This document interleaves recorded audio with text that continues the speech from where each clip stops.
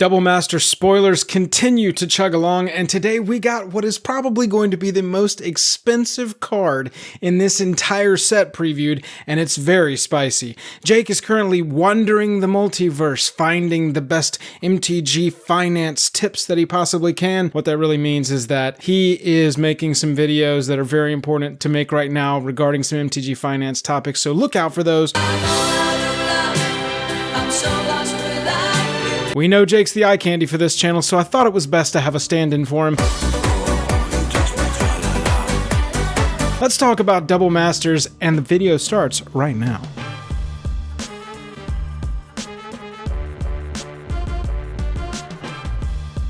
Special thanks to our Patreon supporters who power our channel. Check out our Patreon for monthly giveaways, exclusive content, and even a starring role in our fan fight series. Link in the description below. Hello and welcome to the day. Thank you for spending your time with us. I'm Jake. I'm Joel. Welcome back to another episode of Jake and Joel Are Magic. We have got some very, very spicy Double Masters previews to talk about today. But first, if you would do me a favor, Jake's gone. Go down there and click like and click subscribe so he has something nice to come back to. Let's get into these cards. We're going to jump over there right now. So we are starting today with Thraben Inspector. This is just like the white creature of white creatures. It comes in, it's a 1/2 body for 1. It comes in with a clue, so it ends up getting value off of that artifact when you sacrifice it to draw it.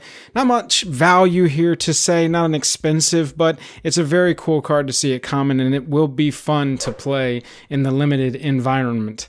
That is a card that was previewed today. I found the translation version of it so that I'm able to read it. This is Valorous Stance. Again, this is an uncommon that is just going to be great for limited.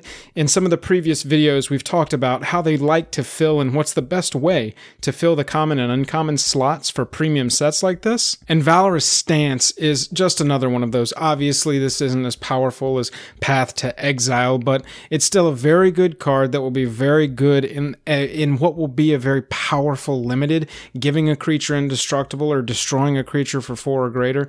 That at toughness 4 or greater. This is a valuable spell because of how modal it is and the options, the versatility it gives you, but it's mostly meant for limited play. We've got Beacon of Unrest in rare. This is cool art on this Beacon of Unrest. I haven't seen this art before, and what this is a commander staple. This has been in commander decks since as long as I can possibly remember. It's been reprinted a ton of times in various products, and so it doesn't hold a lot of value as a rare, but like I said in yesterday's video, it is nice to open playable cards instead of jank that's just gonna go in the binder and never be played ever again. Pyrite Spellbomb got a reprint. Not a lot of value here. It's a good common in a set that's having some artifact theme built into it.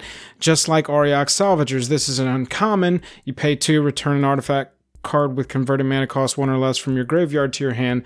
You know, it seems like a limited sub-theme that you could draft or play in Sealed, if Sealed is a thing with this ridiculously expensive set. But you can see the synergy with the previous card, Pyrite Spellbomb and Auriok Salvagers. It's leaning towards a limited strategy that's going to exist. It's cool that Mishra's Bauble is being reprinted in this set. It's an artifact that fits the theme and the limited theme that I was just talking about, but also it was a Cold Snap uncommon that was desperately in need of a reprint until Iconic Masters. Now, that drove the price down to about $6. It was reprinted in Mystery Boosters too, even though that's a little different. Having a reprint here is going to mean that you can probably acquire a playset of these for less than $20 total, because this set is going to be mass opened because of cards like this. Mox Opal. Mox Opal was originally printed in Scars of Mirrodin, and it is a $50 card to this day. It is good. It is banned in Modern, okay? It is still legal in Legacy and Vintage and obviously Commander, but this card getting a reprint is only a good thing. We've got Scars of Mirrodin and Modern Masters 15, and that's it. Then you've got a Kaladesh Invention version and a Judge gift card.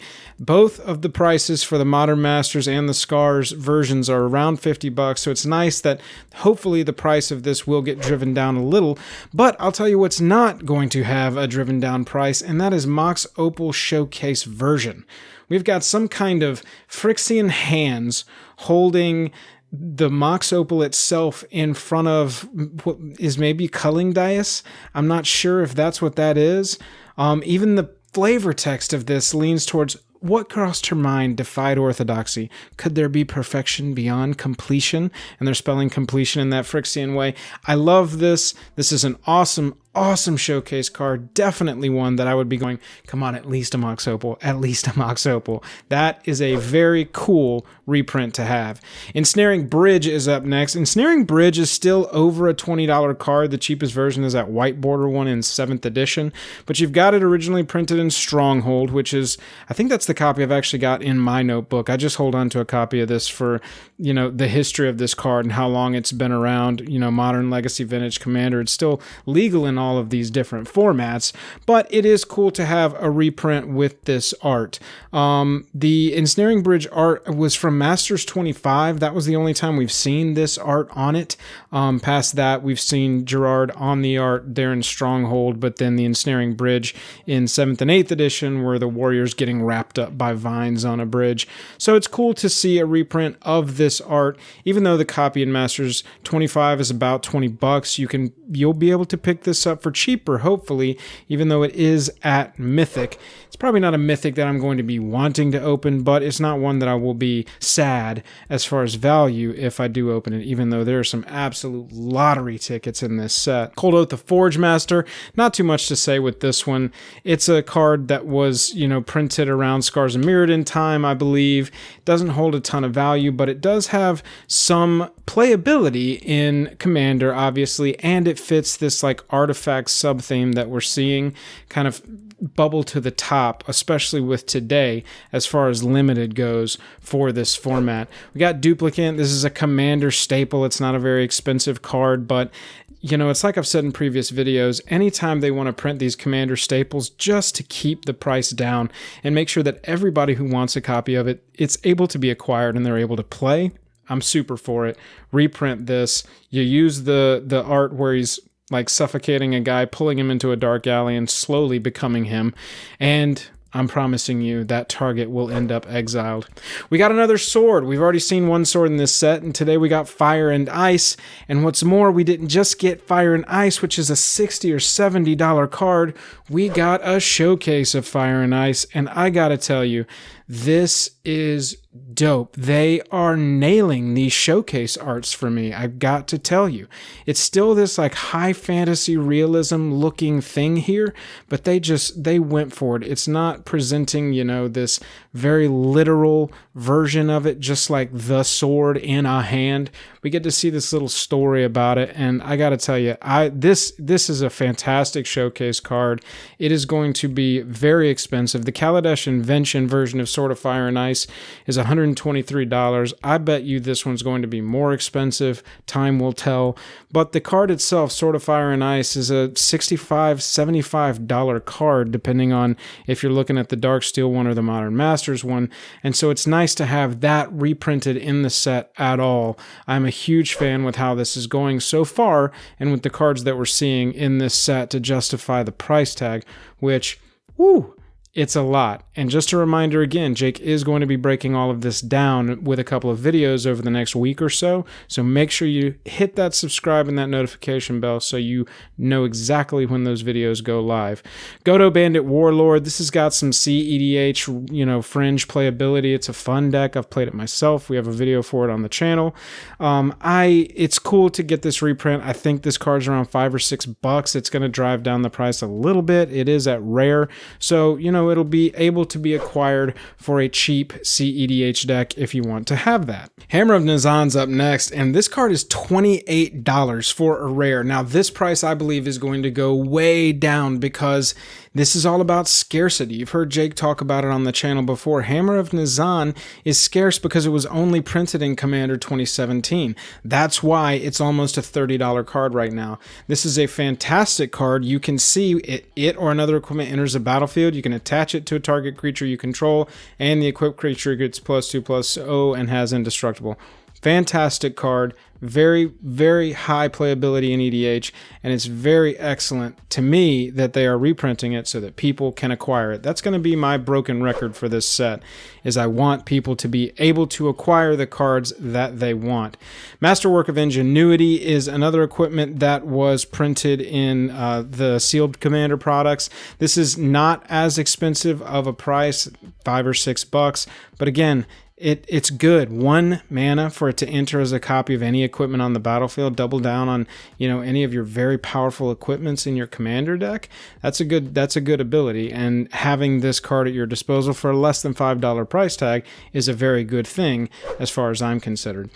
Thragtusk just reprinted into standard. This is like a quarter. This is a big miss as far as value, but obviously Thragtusk, super house where it comes to playing the game. If you get this in limited, this is such a good, ridiculous card to play.